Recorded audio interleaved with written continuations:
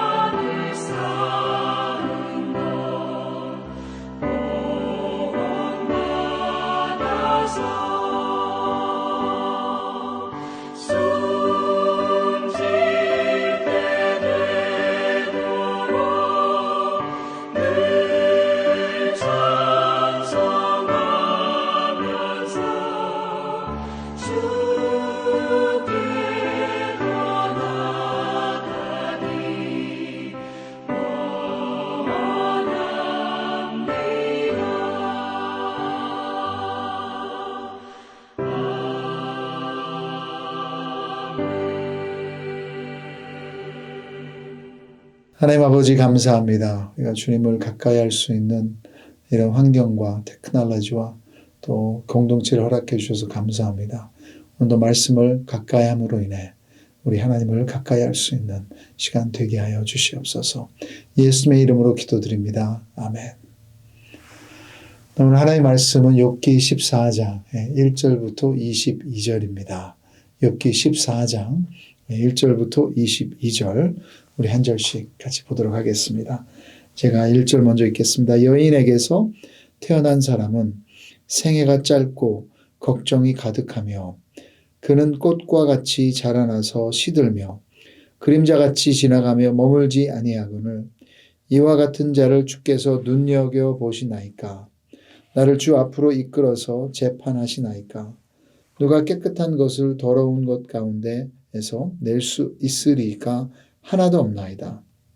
그의 날을 정하셨고 그의 달 수도 주께 있으므로 그의 규례를 정하여 넘어가지 못하게 하셨사온즉 그에게서 눈을 돌이켜 그가 품꾼같이 그의 날을 마칠 때까지 그를 홀로 있게 하옵소서.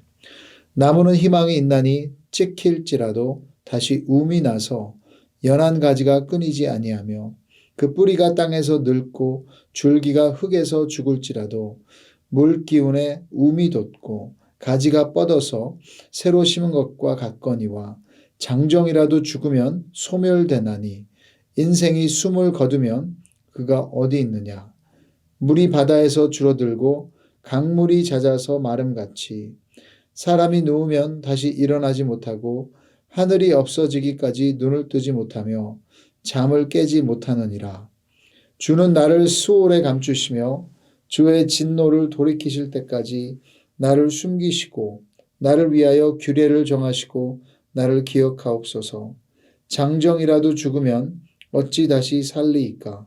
나는 나의 모든 고난의 날 동안을 참으면서 풀려나기를 기다리겠나이다. 주께서는 나를 부르시겠고 나는 대답하겠나이다. 주께서는 주의 손으로 지으신 것을 기다리시겠나이다. 그러하온데 이제 주께서 나의 걸음을 세시오니 나의 죄를 감찰하지 아니하시나이까. 주는 내 허물을 주머니에 봉하시고 내 죄악을 싸매시나이다. 무너지는 산은 반드시 흩어지고 바위는 그 자리에서 옮겨가고 물은 돌을 닳게 하고 넘치는 물은 땅의 티끌을 씻어버리나이다. 이와 같이 주께서는 사람의 희망을 끊으시나이다. 주께서 사람을 영원히 이기셔서 떠나게 하시며 그의 얼굴빛을 변하게 하시고 쫓아보내시오니 그의 아들들이 존귀하게 되어도 그가 알지 못하며 그들이 비천하게 되어도 그가 깨닫지 못하나이다. 다만 그의 살이 아프고 그의 영혼이 애곡할 뿐이니이다. 하나님 말씀입니다. 여러분 그런 말이 있죠. 고난은 모든 사람을 철학자로 만든다. 이 고난 가운데 힘들 때 아플 때 인생에 대해서 고민하게 되고 삶을 돌아보며 감사하게도 그 가운데 하나님을 만나기도 합니다. 참 지난주에 장례식을 치른 우리 신명석 집사님도 저에게 오래 다니셨는데 한국에서는 크리스찬이 아니었다고 들었어요. 근데 미국 오셔서 한 가정의 가장으로서 이민자의 삶이 그렇게 쉽지 않을 때 여러 믿음의 사람들을 만나고 또 아내가 ANC로 오시게 돼서 예수님을 만나셨습니다. 저도 사춘기를 막 시작할 때 미국으로 이민 와서 적응을 잘 처음에 못했습니다. 그래서 정신적으로 시달리고 나름대로 삶에 대한 고민을 하게 되더라고요. 또 제 성향이 우울한 쪽이어서 인생에 대한 이 티네이저 사춘기의 회의도 느끼고 사는 것도 재미도 없고 동기도 없을 때 여름 수련회에서 복음을 제대로 깨닫고 예수님을 제 삶에 영접하게 됐습니다. 하나님께서는 분명 고난을 사용하십니다. 그럼에도 불구하고 이유도 모르는 고난이 갑자기 한꺼번에 몰아칠 때 욥의 상황에서는 자녀들이 죽고 비즈니스가 망하고 배우자가 욕하고 떠나버리고 몸까지도 병들어 고통스러울 때 내게 소중한 것들을 하루아침에 빼앗긴다고 생각했을 때 과연 믿음을 지킬 수 있을까? 욥의 이런 두려움과 탄식이 충분히 이해가 됩니다. 그러나 욥은 그의 고난에 대해 상황이나 사람을 탓하지 않았습니다. 그리고 세상의 설명이나 답을 찾으려고 하지 않았고 계속해서 하나님 앞에 있는 것을 볼 수 있습니다. 하나님 앞에서 그의 고통에 대한 해석을 찾으려는 몸부림이 있습니다. 여러분 15절에 보시면 욥이 얘기하는 것은 주께서는 나를 부르시겠고 16절에도 주께서 나의 걸음을 세시오니. 지금 고난 가운데 친구들과 함께 대화하지만 어떤 면에서 욥은 지금 하나님 앞에서 고민하고 또 하소연하고 아파하고 분노한다고 해도 하는 것을 보게 됩니다. 그래서 하나님 앞에서 인내한다면 그 모든 과정 가운데 하나님은 우리를 회복으로 인도하실 줄 믿습니다. 오늘 본문에서는 고난의 절정에 있는 욥이 소망과 절망이라는 감정들을 왔다 갔다 계속하고 있는 것처럼 보입니다. 이런 욥의 헤매고 있는 마음에서 우리의 고난이 어떻게 하나님과 연결되어 있는지 알아보기 원합니다. 첫째로는 인간은 고난을 피할 길이 없다는 것을 또 욥이 여기서 고백하고 있어요. 1절과 2절에 여인에게서 태어난 사람은 생애가 짧고 걱정이 가득하며 그는 꽃과 같이 자라나서 시들며 그림자같이 지나가며 머물지 아니하거늘. 사람은 영원하지 않고 인생의 마감 날이 있다고 말하는 것입니다. 2절에도 꽃과 같이 시들고 그런 찬양도 있죠. 풀은 마르고 꽃은 시드나. 이렇게 언젠가는 다 시들어버리는 것이 인간이다. 또 그림자같이 지나가며 해가 어느 쪽으로 비추냐에 따라 그림자는 생겼다 없어졌다 합니다. 그렇게 우리의 삶도 머물지 아니하고 지나간다는 것입니다. 이렇게 생애가 짧고 걱정이 가득한데 3절에 보십시오. 이와 같은 자를 주께서 눈여겨보시나이까? 나를 주 앞으로 이끌어서 재판하시나이까? 이런 보잘것없는 인생인데 그냥 모른 척 하시지. 왜 하나님께서 개입하셔서 더 이렇게 어렵게 하십니까? 4절에도 누가 깨끗한 것을 더러운 것 가운데에서 낼 수 있으리이까? 하나도 없나이다. 우리의 죄가 더럽기에 우리 안에서 깨끗한 곳이 나올 수 없다. 맞죠? 그래서 원죄라고 이것을 얘기하기도 합니다. 5절에 보시면 그의 날을 정하셨고 넘어가지 못하게 하셨사온즉 우리 삶의 길이도 모두 하나님이 정하고 다 아시는데 6절에 보시면 그에게서 눈을 돌이켜 그가 품꾼같이 그의 날을 마칠 때까지 그를 홀로 있게 하옵소서.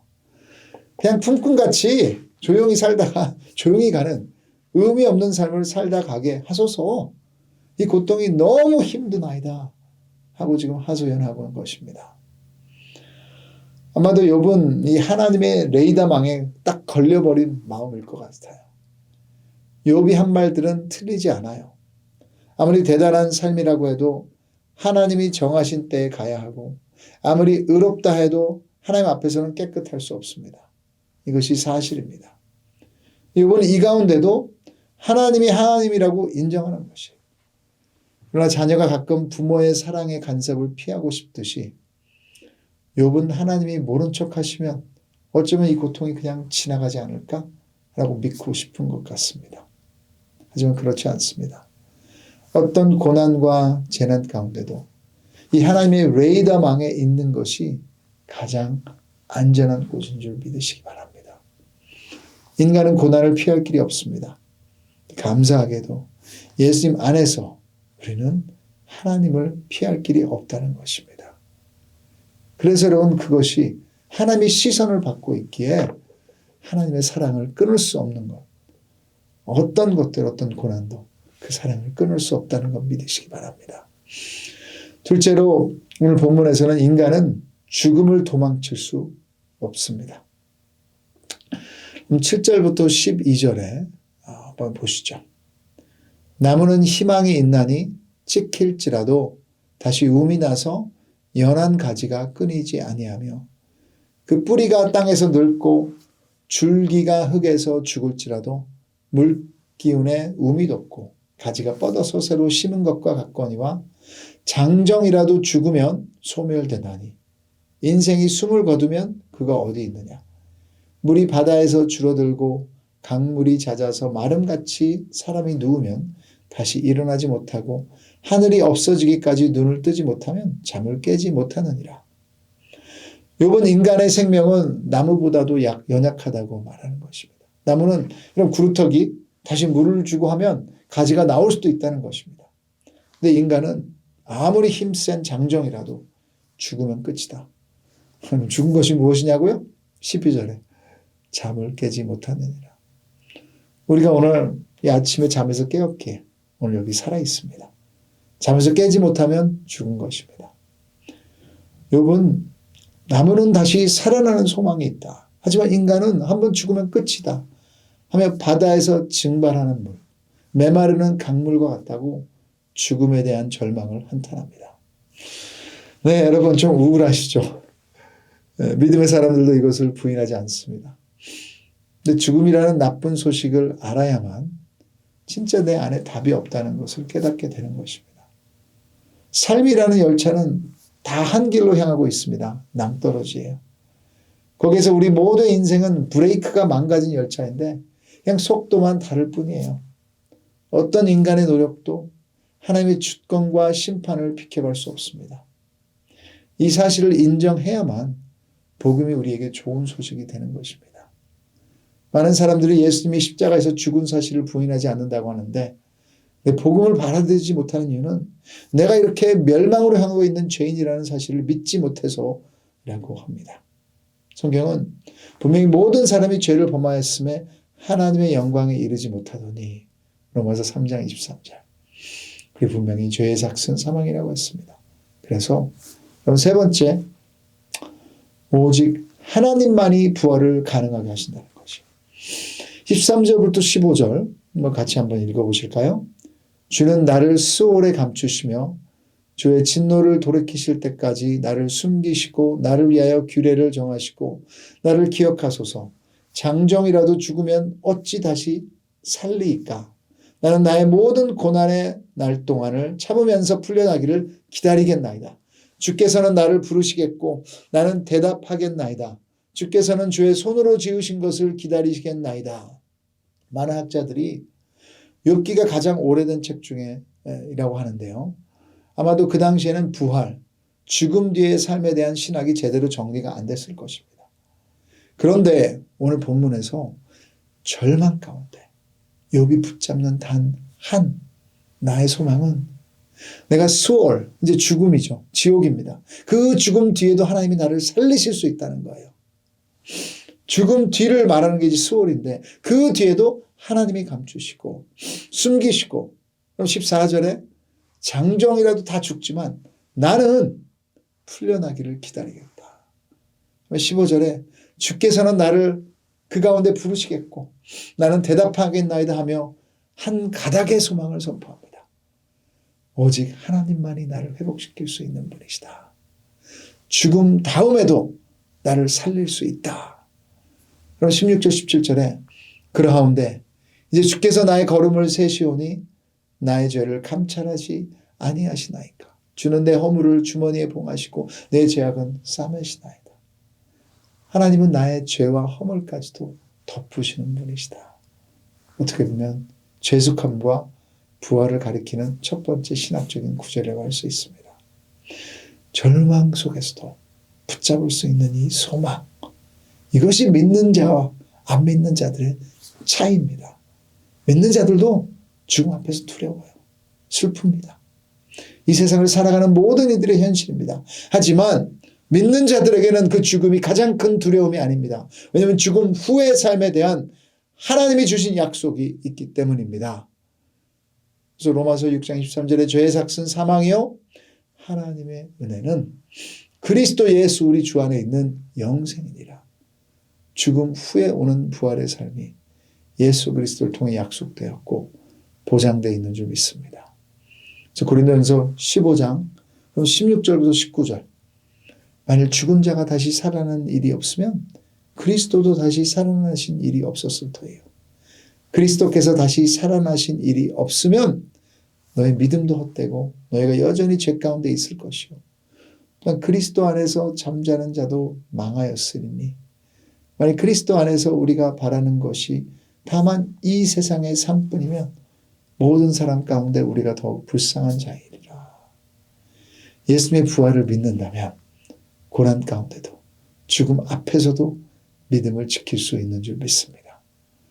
욥이 이런 부활의 소망을 살짝 붙잡는가 했는데, 그럼 18절부터 20절 보시면 이제 또다시 힘든 말들을 하나요.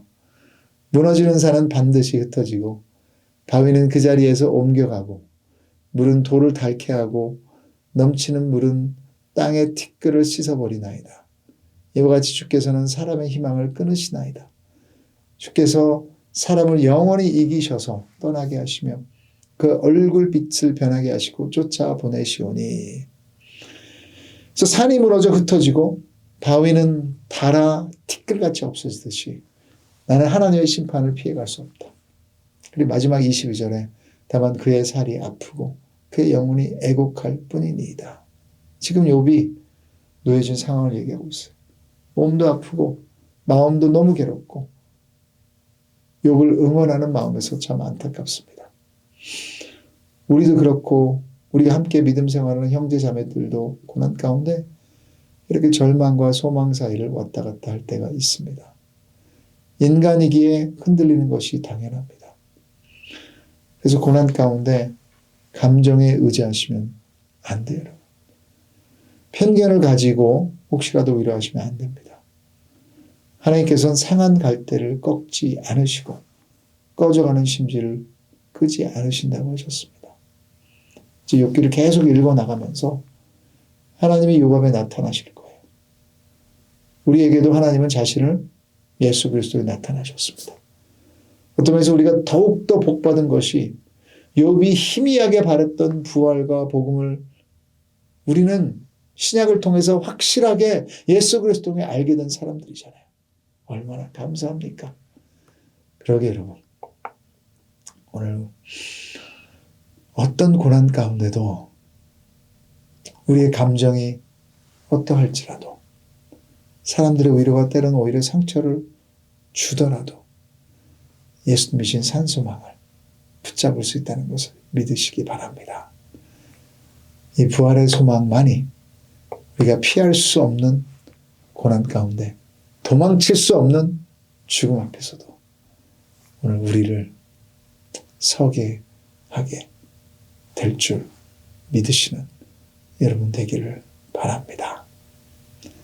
그래서 여러분 우리 같이 기도 한번 하시면서 혹시 아주 심한 고난 가운데 있으시면 주님 내가 이런 두려움이 있습니다 말하시고 또 고난이 지나갔다면 주님 감사하시면서 우리 주위에 있는 형제 자매들 위해서 같이 중보하는 그런 믿음의 우리 공동체 되기를 원합니다. 기도 한번 하겠습니다. 하나님 아버지 감사합니다.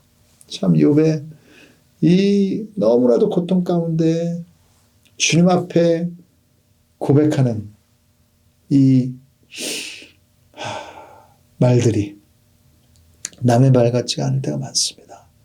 우리도 여기 지금 너무나도 힘든 형제자매들도 있습니다. 주님 앞에 서게 해주시고 우리가 욥보다 얼마나 축복받은 사람입니까? 욥이 희미하게만 느꼈던 그 부활의 소망이 우리 가운데 예수 그리스도에 있으며 특별히 그 부활의 능력이 성령 하나님을 통해 우리에게 주어진 줄 믿습니다. 어느 누구도 오늘 이 말씀 앞에서 주님만을 바라보게 해주시고 다시 한번 설 수 있도록 죽음 앞에서도 흔들리지 않는 믿음 허락하여 주시옵소서. 예수님의 이름으로 기도드립니다. 아멘. 네, 각자의 기도의 시간으로 들어가겠습니다.